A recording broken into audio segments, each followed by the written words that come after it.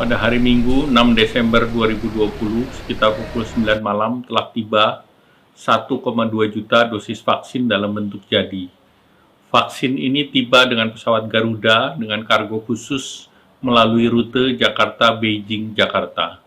Kedatangan vaksin COVID-19 ini merupakan momentum awal dari langkah nyata pemerintah dalam proses pengadaan vaksin dan pelaksanaan vaksinasi di Indonesia, sekaligus menerjemahkan pernyataan Bapak Presiden di mana keselamatan rakyat sebagai prioritas utama dalam penanganan COVID-19. Melengkapi upaya testing, tracing, dan treatment, serta memakai masker, mencuci tangan, dan menjaga jarak, pelaksanaan vaksinasi adalah merupakan upaya yang sangat penting dalam mengakhiri pandemi. Ketiga hal tersebut, 3T, 3M, dan vaksinasi, harus selalu berjalan bersamaan sampai kita semua di Indonesia, di seluruh dunia, benar-benar lepas dari pandemi COVID-19. Walaupun vaksin sudah datang dan berada di Indonesia, namun pelaksanaan vaksinasi masih harus melewati tahapan evaluasi dari Badan POM untuk memastikan aspek mutu, keamanan, dan efektivitasnya. Selain itu juga menunggu fatwa MUI untuk aspek kehalalannya.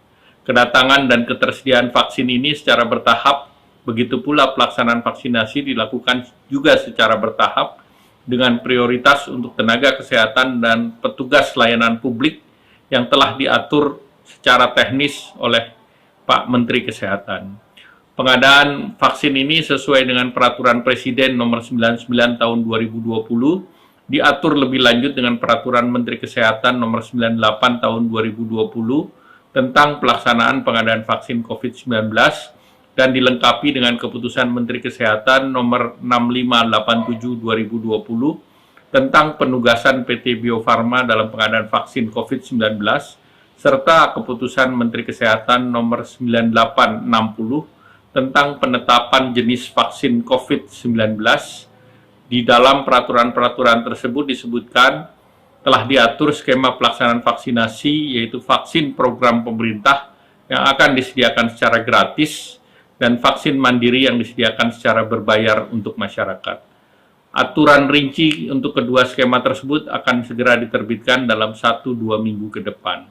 Dengan terus meningkatkan kedisiplinan dalam penerapan protokol kesehatan melalui 3M dan 3T, maka pelaksanaan vaksinasi akan semakin membangun rasa aman dan kepercayaan diri kita sebagai bangsa dalam melakukan berbagai aktivitas sosial ekonomi kita untuk mendukung ketahanan kesehatan, mendorong produktivitas, serta untuk menjaga dan meningkatkan pertumbuhan ekonomi nasional.